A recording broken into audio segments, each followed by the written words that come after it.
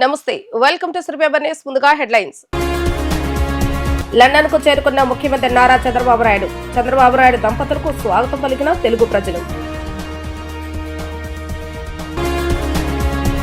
నకిలీ మద్యం కేసులో మాజీ మంత్రి జోగి రమేష్ అరెస్టు. ఈ నెల 13 వరకు రిమాండ్ విధించిన న్యాయమూర్తి.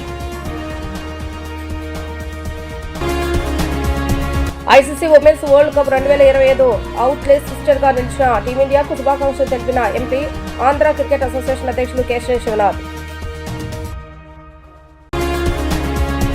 ముఖ్యమంత్రి నారా చంద్రబాబు నాయుడు దంపతులు లండన్ చేరుకున్నారు. వ్యక్తిగత పర్యటన నిమిత్తం సీఎం చంద్రబాబు నాయుడు భువనేశ్వరులు లండన్ వెళ్లారు. చంద్రబాబు నాయుడు దంపతులకు లండన్ తెలుగు కుటుంబాలు ఘన స్వాగతం పలికారు. లండన్ తెలుగు కుటుంబాలను చంద్రబాబు నాయుడు ఆప్యాయంగా పలకరించారు. ఈ నెల 4వ తేదీన ప్రతిష్టాత్మకంగా సంస్థ ఐఓడి నుంచి నారా భువనేశ్వరి 2 అవార్డులు అందుకోనున్నారు. డిస్టింగ్విష్డ్ ఫెలోషిప్ 2025 అవార్డును ఎన్టీఆర్ ట్రస్ట్ మేనేజింగ్ ట్రస్టీ హోదాలో అందుకోనున్నట్లుగా తెలుస్తోంది. ప్రజాసేవ, సామాజిక ప్రభావంతో నారా భువనేశ్వరి కృషికి గుర్తించారు.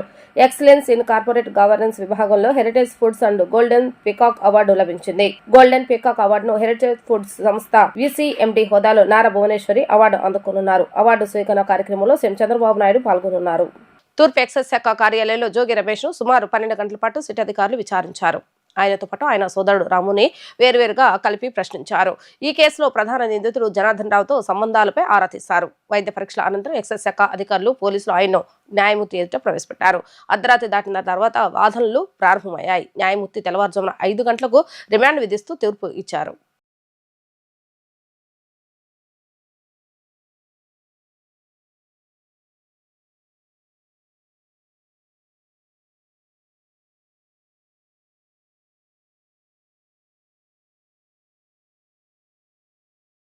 ఐసీసీ ఉమెన్స్ వరల్డ్ కప్ 2025 విజేతగా నిలిచిన టీమిండియాకు ఏసీఐ అధ్యక్షుడు కేశవ శివనాథ్ శుభాకాంక్షలు తెలిపారు.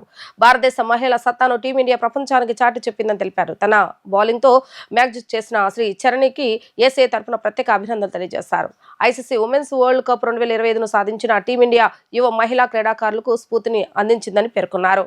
మహిళా క్రికెట్ ను మహిళా క్రీడాకారులకు ఏసీఐ ప్రోత్సాహం అందజేస్తుందని స్పష్టం చేశారు. మహిళా క్రీడాకారులను రాష్ట్ర ప్రభుత్వం తరఫున సత్కారం చేస్తామని ఆయన వెల్లడించారు.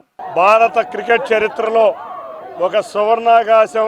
ఎందుకంటే భారత్ మహిళా క్రికెట్ జట్టు మొట్టమొదటిసారిగా ప్రపంచ ఛాంపియన్స్గా నిలబడటమే కాకుండా ఇవాళ భారత్ క్రికెట్లో మనం పురుషులకు సమానంగా మహిళలు ఉమెన్ ఎంపవర్మెంట్ అంటాం. అదేవిధంగా ఇవాళ పురుషులకు సమానంగా మహిళా క్రికెట్ జట్టు కూడా విజయం సాధించి మనం పురుషులకు ఏ విధంగా తీసుకోమని మహిళలు చాటి చెప్పడం చాలా ఆనందకరం. విజయవాడ నగరం చూస్తే ఇవాళ డివై పాటిల్ స్టేడియం ఇక్కడే ఉన్నట్టు అంత ఆనందంగా ఉంది. యువత కూడా చాలా చక్కగా ఇవాళ ఎంజాయ్ చేశారు మ్యాచ్. తప్పకుండా ఇటువంటి మ్యాచ్ చూడటం చాలా ఆనందంగా ఉంది. దీంట్లో మేమందరం కూడా ఇక్కడ ఎంజాయ్ చేయడం కూడా చాలా ఆనందంగా ఉంది. తప్పకుండా ఇటువంటి మ్యాచ్ మనం మధుర క్షణాలు మర్చిపోకుండా ఉండే విధంగా ఆంధ్రప్రదేశ్ ప్రభుత్వం తరఫున కూడా మన తెలుగు అమ్మాయి శ్రీచరణ్ కూడా ఘనంగా సత్కరించుకుని ఉమెన్ క్రికెట్ టీంను కూడా ఇవాళ ఆంధ్రప్రదేశ్ తీసుకొచ్చి ఘనంగా సత్కరిస్తామని తెలియజేసుకుంటున్నాం. Thank you.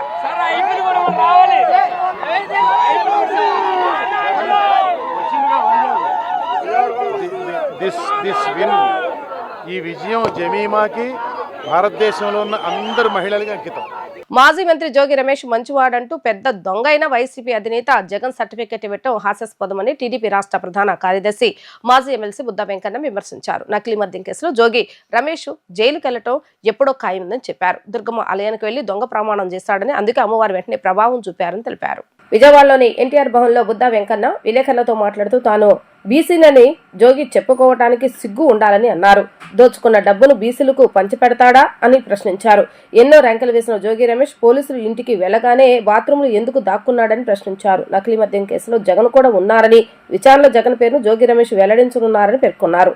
జగన్ పెద్ద దొంగ అయితే జోగి రమేష్ అండ్ కోచ్ చిన్న దొంగలని అన్నారు.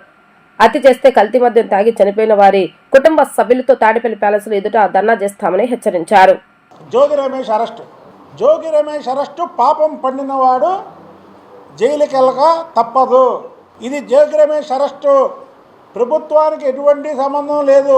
ఇది చంద్రబాబు నాయుడు గారు, లోకేష్ బాబు గారు కక్షని ఒక వారం రోజులుగా జోగి రమేష్ అతని స్థాయి పెంచుకోవడానికి చంద్రబాబు గారు, లోకేష్ గారి పేర్లు వాడుతున్నాడు. జోగి రమేష్ అనే వ్యక్తి ఒక బచ్చా. నీలాంటి వాళ్ళ కోసం ఆలోచించే టైము తీరిక వాళ్ళకి లేదు. ఈ కల్తీ మద్యం కేసులో జోగి రమేష్ పాత్ర ఉందని జనార్దన్ రావు చెబితేనే సిట్ కానీ పోలీస్ శాఖ కానీ దీని మీద దృష్టి పెట్టింది. అంతకుముందు జోగి రమేష్ మీద ఏమైనా దృష్టి పెట్టిందా ప్రభుత్వం? ఈ కేసులో నీకు దొంగ దొరికాడు, ఈ దొంగతనం మాతో చేపించింది జోగి రమేష్ అని చెప్పాడు.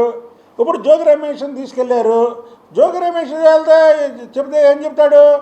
రేపో మాపో ఇంకొక దొంగ ఉన్నాడు జగన్మోహన్ రెడ్డి, ఆయన చేపించాడు అంటాడు. ఇది జరిగేది ఇదంతా ఇంట్రాగేషన్లో ఒక ప్రక్రియ. అమ్మవారి గుడికి వెళ్ళి దొంగ ప్రమాణం చేశాడు. ఎమ్మన్నా అమ్మవారు చూపించింది. జోగి రమేష్, నువ్వు ఎప్పుడైతే అమ్మవారి గుడి దగ్గరికి వెళ్ళి దొంగ ప్రమాణం చేసావో, అందుకే ఎవరినన్నా ఏమంటారు? దేవుడి దగ్గరికి వచ్చి ప్రమాణం చేయంటారు. నువ్వు దేవుడి దగ్గరికి వచ్చి ఏం చేసావు? దొంగ ప్రమాణం చేసావు. దొంగ ప్రమాణం చేయగానే వెంటనే అమ్మవారు చూపించింది నీకు. అంతేగాని లోకేష్ బాబు గారు చంద్రబాబు గారు కాదు. నువ్వు చేసింది దొంగ ప్రమాణం రా బాబు అని చేసింది. ప్రతిదానికి బీసీలను అడ్డం పెడతాడు.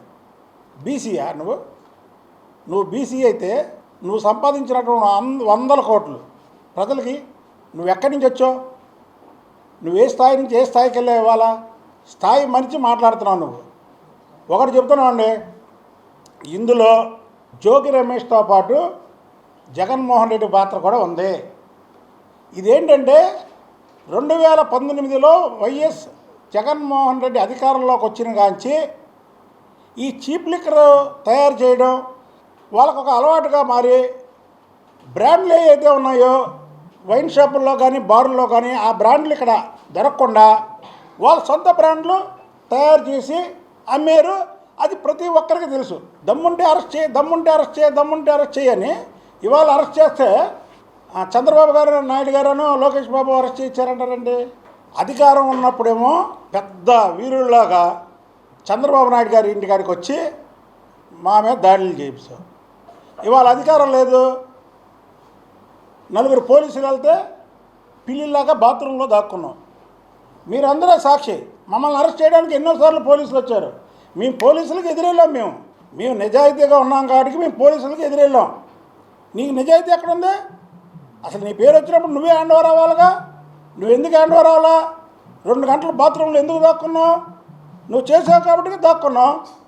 నువ్వు చేయలేని అయితే నువ్వు దొంగతనంలో నీ పాత్ర లేకపోతే నువ్వెందుకు 2 గంటలు బాత్రూంలో దాక్కుంటావు? చెప్పు. జోగి రమేష్ది పాపం పండింది. పాపం పండి ఈ కేసులన్నీ బయటకు వచ్చినాయి.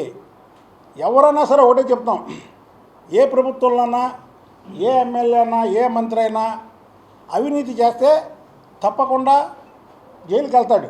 కార్తీక మాస మహోత్సవాల సందర్భంగా తాళాయపల్లిలోని శ్రీ శైవక్షేత్రంలో ఈ నెల 5వ తేదీ నుంచి 19వ తేదీ వరకు అతిరుద్ర యాగ మహోత్సవాలు వైభవంగా నిర్వహిస్తున్నట్లుగా శివక్షేత్ర పీఠాధిపతి శివస్వామి తెలియజేశారు.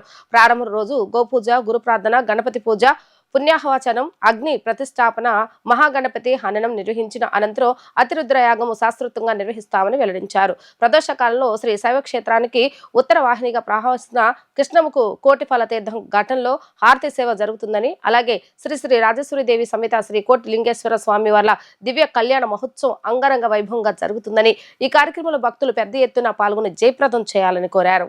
తాళాయపాలెంలో శ్రీ శైవక్షేత్రం నందు నవక్షత్ర పీఠాధిపతి శివస్వామి విలేకరుల సమావేశాన్ని నిర్వహించారు. సమావేశంలో కార్తీక మాస మహోత్సవాల సందర్భంగా నిర్వహించే అతిరుద్ర యాగ మహోత్సవ వివరాలను వెల్లడించారు. ఈ సందర్భంగా శివస్వామి మాట్లాడుతూ ఈ నెల 5వ తేదీ నుంచి 19వ తేదీ వరకు ఈ కార్యక్రమం జరుగుతుందని, ప్రతిరోజు గురు ప్రార్థన, మహాన్యాసపూర్వక ఏకాదశ రుద్రాభిషేకం, రుద్రయాగం వైభవంగా జరుగుతాయని వెల్లడించారు. ఈ సేవలతో పాటు శ్రీ శ్రీ రాజరాజేశ్వరీదేవి సమేత శ్రీ కోటి లింగేశ్వర స్వామివారి శాంతి కళ్యాణం, పూజల సేవ, అష్టోత్తర బాణ లింగార్చన, స్ఫటిక మహాలింగార్చన కార్యక్రమాలు జరుగుతాయని తెలిపారు. ప్రతిరోజు నది హారతి ఎంతో వైభవంగా జరుగుతుందని తెలియజేశారు.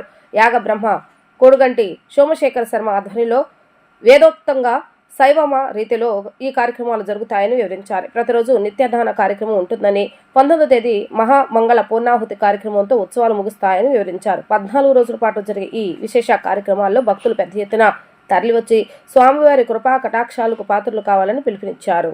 మనకు లభించిన మాసాలలో అతి పవిత్రమైన మాసము కార్తీక మాసము. కార్తీక మాసము హరిహరులిద్దరికీ కూడా ప్రీతికరమైన మాసం. కార్తీక మాసంలో చేసిన ఏ పూజా కార్యక్రమం అయినా సరే విశేషమైన ఫలితాన్ని ఇస్తుందని చెప్పేసి మనకు తెలియవస్తుంది. కార్తీక మాసంలో జరిగే అర్చన, అభిషేక, హోమ, యజ్ఞ, యాగాది క్రతువులు శ్రేయోదాయకంగా, శుభదాయకంగా, ఆనందదాయకంగా సంకల్పాన్ని సిద్ధింపజేస్తాయని చెప్పేసి మనకి అనాది కాలం నుంచి కూడా మనకు తెలియవస్తుంది. అటువంటి కార్తీక మాసంలో ఒకసారి పరమేశ్వరుడికి అభిషేకం చేస్తే రుద్రాభిషేకం అని మనం చెప్పుకుంటాం. అది ఏకాదశి రుద్రాభిషేకాలుగా, లఘురుద్రంగా, మహారుద్రంగా, అతిరుద్రంగా, అంటే ఒకసారి నమకపారాయణ చేస్తే ఒక అభిషేకం జరిగితే 14,141 సార్లు నమకపారాయణం, 1,331 సార్లు శమకపారాయణంతో అభిషేకము కానీ యాగం కానీ చేస్తే అది అతిరుద్ర యాగంగా మనకి భాసిల్లుతుంది. అటువంటి మహత్తరమైన కార్యక్రమాన్ని ఈ కార్తీక మాసంలో కార్తీక పౌర్ణమి రోజున నవంబర్ 5వ తారీఖు నుంచి నవంబర్ 19వ తారీఖు వరకు, అంటే మహాశివరాత్రి మహాపూర్ణావతి కార్యక్రమంతో ఈ కార్యక్రమం ముగుస్తుంది. ఈ అతిరుద్రయాగాన్ని అత్యంత వైభవపేతంగా ఏర్పాటు చేయడం జరుగుతుంది. అలాగే ప్రతిరోజు కూడా ప్రదోషకాల సమయంలో శ్రీ రాజరాజేశ్వరి దేవి సమేత కోటిలింగేశ్వర స్వామి వారికి కళ్యాణ మహోత్సవం, అనంతరం ఊంజల సేవ, కన్నుల పండుగ కూడా జరుగుతుంది. మనకి ఉత్తర వాహిని పరమపవిత్ర కృష్ణానది ప్రవహిస్తూ ఉంటుంది. అందువలన సాయంత్రం 6 గంటలకి కృష్ణవేణి నదీ హారతిని కూడా ఏర్పాటు చేయడం జరుగుతుంది. కావున ప్రతి ఒక్క భక్తులు కూడా ఈ అతిరుద్ర యాగంలో చక్కగా పాల్గొని వీక్షించి సంకల్పాలను సిద్ధించి తరింపవలసిందిగా కోరుచున్నాం. విచ్చేసిన ప్రతి భక్తులకు కూడా అన్నప్రసాద వితరణ కార్యక్రమం జరుగుతూ ఉంటుంది. ఈ సదవకాశాన్ని జారవేడుక ప్రతి ఒక్కరూ కూడా భాగస్వాములు అవ్వాల్సిందిగా శుభ ఆహ్వానం పలుకుతున్నాం. శుభం భూయాత్. ఆంధ్రప్రదేశ్లో మొట్టమొదటిసారిగా ప్రముఖ సంగీత దర్శకుడు ఇళయరాజా మ్యూజికల్ కాన్సర్ట్ విజయవాడలో జరగనుందని ట్రెండ్ సెట్ ఈవెంట్ సంస్థ ఆర్గనైజర్ పద్మనాభుని సుధాకర్ తెలిపారు. ఇళయరాజాతో కలిసి ఎస్పీ చరణ్, హరిచరణ్, మధుబాలకృష్ణన్, జితేంద్రరాజ్తో పాటు మరో 10 మంది ప్రముఖ గాయకులు పాల్గొంటారని చెప్పారు. ఇందిరాగాంధీ మున్సిపల్ స్టేడియం వేదికగా ఈ నెల 8వ తేదీన ట్రెండ్ సెట్ ఈవెంట్ సంస్థ ఆర్గనైజర్ ఆధ్వర్యంలో ఇళయరాజా మ్యూజికల్ కాన్సర్ట్ నిర్వహించనున్నారు. ఈ సందర్భంగా స్టేడియం సమీపంలో 50 అడుగుల కటౌట్ను ఏర్పాటు చేసి కళాకారులు పాలాభిషేకం నిర్వహించారు. ఈ సందర్భంగా ఈవెంట్ సంస్థ ఆర్గనైజర్ పద్మనాభుని సుధాకర్ మాట్లాడుతూ, ఆంధ్రప్రదేశ్లో మొట్టమొదటిసారిగా ప్రముఖ సంగీత దర్శకుడు ఇళయరాజా మ్యూజికల్ కాన్సర్ట్ ఎంతో వైభవంగా నిర్వహిస్తున్నట్లుగా చెప్పారు. ఇళయరాజాతో కలిసి ఎస్పీ చరణ్, హరిచరణ్, మధుబాలకృష్ణన్, జితేంద్ర రాజ్తో పాటు మరో 10 మంది ప్రముఖ గాయకులు పాల్గొంటారని చెప్పారు. ఈ కచేరీకి రాష్ట్ర ప్రభుత్వం సహకారం అందజేస్తుందని అన్నారు. రాజధాని అమరావతికి సమీపంలో ఈ కార్యక్రమం నిర్వహించడం సంతోషకరంగా ఉందని చెప్పారు. నగర ఖ్యాతిని మరింత పెంచేందుకు ఇది దోహదపడుతుందని తెలిపారు. 70 మంది సంగీతకారుల బృంద సహకారంతో సంగీత ప్రియులకు ఆహ్లాదకరమైన అనుభవం అందనుందన్నారు. 15,000 మంది ప్రేక్షకులకు సిట్టింగ్ సౌకర్యం కల్పించామని చెప్పారు. ఇది ఒక రాత్రి సంగీతం కాదని ఒక యాత్రలాగా ఉంటుందని అన్నారు. ఈ కార్యక్రమంలో సింగర్ సాయి సిద్ధార్థ, కళ్యాణి, ఈశ్వర్, కిషోర్, సత్యపుణ్యశీల తదితరులు పాల్గొన్నారు. నా పేరు సుధాకర్ అండి. అది ట్రెండ్ సెటర్స్ అనే ఒక ఈవెంట్ మేనేజ్మెంట్ కంపెనీ.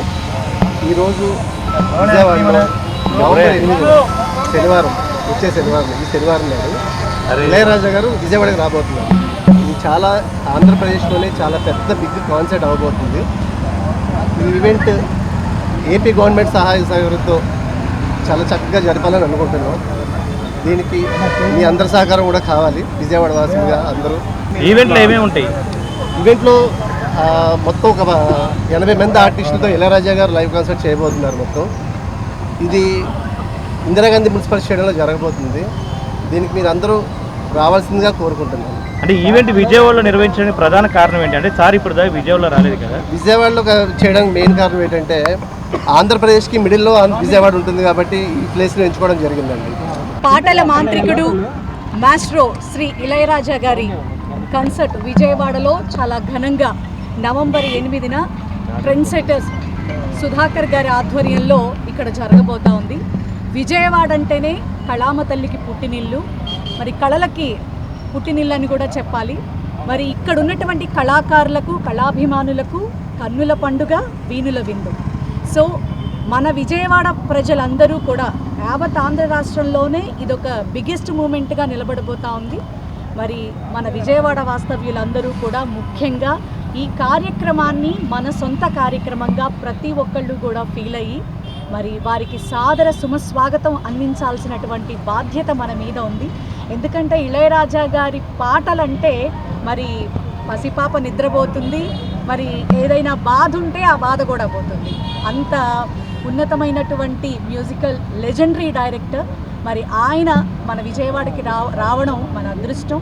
మరి కళాభిమానులు, మరి కళామ తల్లిని గౌరవించే వాళ్ళు, కళాకారులు అందరూ కూడా ఇది ఒక బాధ్యతగా అనుకొని ఈ కార్యక్రమాన్ని ప్రతి ఒక్కళ్ళు కూడా విచ్చేసి జయప్రదం చేయవలసిందిగా మనస్ఫూర్తిగా విజయవాడ వాసిగా కోరుకుంటున్నాను. ఇవాళ ట్రెండ్ సెటర్స్ లైవ్ ఆధ్వర్యంలో ఆంధ్రాలో ఎన్నడూ జరగని విధంగా అతిపెద్ద కాన్సర్ట్ మన విజయవాడలో జరుపుకోవడం అనేది చాలా ఆనందకరం. సుధాకర్ గారి వల్ల ట్రెండ్ సెటర్స్ లైవ్ అనే బ్రాండ్ వల్ల జరుగుతుంది ఇది. అట్లనే ఇంకా చాలా ఈవెంట్స్ వస్తూ ఉంటాయి అని చెప్తూ ఈ ఈవెంట్లో ఒక 80 మంది పైగా మ్యూజిషియన్స్ ఉండబోతున్నారు. ఇవాళ దాకా ఆంధ్రాలో చూడని అంత పెద్ద స్టేజ్ ఉండబోతుంది. అండ్ ఇందాక మేడం చెప్పినట్టు కన్నుల పండుగగా ఉండబోతుంది. అందరూ తప్పకుండా వచ్చి ఫ్యామిలీతో కూర్చుని ఎంజాయ్ చేసే ఈవెంట్ ఇది. సో ఇదేదో మామూలుగా పిల్లలు లేకపోతే అలా ఎంజాయ్ చేసేది కాదు. ఫ్యామిలీలో అందరూ పిల్లల నుంచి పెద్దల వరకు ఎంజాయ్ చేసే ఈవెంట్. సో అందరూ రావాల్సిందిగా మనస్ఫూర్తిగా కోరుకుంటున్నాను. ఘంటసాల వెంకటేశ్వర పాటల కన్నా ఆయన వ్యక్తిత్వం మరింత గొప్పదని ఘంటసాల ది గ్రేట్ బయోపిక్ చిత్ర డైరెక్టర్ రామారావు అన్నారు. ప్రపంచ చరిత్రలో పూర్తి నిడివి గల గాయకుడు బయోపిక్ ను ఇంతవరకు ఎవరూ తీయలేదని, ఆ అదృష్టం తనకు మాత్రమే దక్కిందని చెప్పారు. Ghantasala the great movie December 12వ తేదీన ప్రపంచవ్యాప్తంగా రిలీజ్ అవుతుందని ప్రేక్షకులు ఆదరించాలని కోరారు. ప్రసిద్ధ గాయకులు ఘంటసాల వెంకటేశ్వర జీవిత చరిత్ర ఆధారంగా రూపొందించిన Ghantasala the great biopic December 12వ తేదీన ప్రపంచవ్యాప్తంగా విడుదల కానుందని చిత్ర నిర్మాత డైరెక్టర్ రామారావు తెలియజేశారు. ఈ సందర్భంగా టెన్సెట్ మాల్లో ప్రివ్యూ షోను వేశారు. అనంతరం రామారావు మాట్లాడుతూ ఘంటసాల పేరు వినగానే చిరస్మరణీయ గీతాలు గుర్తుకు వస్తాయని, అయితే ఆయన వ్యక్తిగతంలో ఉన్న గొప్పతనం, కష్ట సాధన గురించి నేటి తరానికి పెద్దగా తెలియదని రామారావు తెలిపారు. ఈ బయోపిక్ ద్వారా ఈ విషయాన్ని అందరికీ పరిచయం చేయాలని భావించి ఎంతో శ్రద్ధతో సినిమా రూపొందించామని చెప్పారు. చిత్ర నిర్మాణ సమయంలో కొన్ని న్యాయపరమైన సమస్యలు ఎదురైనప్పటికీ అవన్నీ పరిష్కరించుకొని ప్రేక్షకుల ముందుకు తీసుకురావడం పట్ల ఆయన సంతోషం వ్యక్తం చేశారు. భారతీయ చలనచిత్ర చరిత్రలో ఒక గాయకుడి మీద సంపూర్ణ నిడివి గల బయోపిక్ ఇంతవరకు ఎవరూ తీయలేదని, ఆ గౌరవం తనకు దక్కడం గర్వకారణంగా ఉందని రామారావు పేర్కొన్నారు. సినిమా ద్వారా ఘంటసాల మహోన్నత చరిత్రను తెలుసుకుంటారని అన్నారు. ఈ చిత్రంలో సీనియర్ నటుడు సుమన్ కీలక పాత్రలో కనిపిస్తారని, అలాగే ఘంటసాల పాత్రను ప్రముఖ గాయకుడు కృష్ణ చైతన్య పోషించగా ఆయన భార్య పాత్రను యాంకర్ మృదుల నటించారని చెప్పారు. కళా సాంస్కృతిక సంఘ తరపున శ్రీ సిహెచ్ రామారావు గారికి మేము స్వాగతం చెప్తూ ఈ Ghantasala the great biopic cinema ఆయన అద్భుతంగా నిర్మించినటువంటి సందర్భంగా మన విజయవాడలో ఈ ట్రెండ్ సెట్లో ఈ యొక్క సినిమాను ప్రదర్శిస్తున్న సందర్భంగా వారిని ఆహ్వానిస్తూ ఆంధ్రుల అమర గాయకులే కాకుండా అంతర్జాతీయ స్థాయిలో, ప్రపంచ స్థాయిలో ఘంటసాల గారి యొక్క తెలుగువారి కీర్తి ప్రత్యేకను ఎగరవేసినటువంటి మహనీయుని యొక్క జీవిత చరిత్రను అద్భుతంగా తీశారు శ్రీ సిహెచ్ రామారావు గారు. వారు మాట్లాడతారు. వారికి స్వాగతం చెప్తున్నాం, వారిని అభినందిస్తున్నాం. నా పేరు CH Ramarao. Ghantasala the great అనే బయోపిక్కి నిర్మాత, దర్శకుణ్ణి. ఘంటసాల అంటే ముందు మనకు గుర్తొచ్చేది పాట. ఆ పాట ఎంత గొప్పదో అందరికీ తెలుసు. కానీ ఆయన వ్యక్తిత్వం అంతకంటే గొప్పదనే విషయం చాలా కొద్ది మందికే తెలుసు. అది అందరికీ తెలియని ఉద్దేశంతో పాట నెమ్మదిగా అంతరిస్తున్న ఈ దశలో అది శాశ్వతం చేయాలని, ఆ కాలంలో ఒక అమర గాయకుడు నివసించేవాడు, పాడేవాడనే విషయాన్ని వచ్చే 100 సంవత్సరాలకు కూడా తెలియే ఉద్దేశంతో ఈ చిత్ర నిర్మాణం జరిగింది.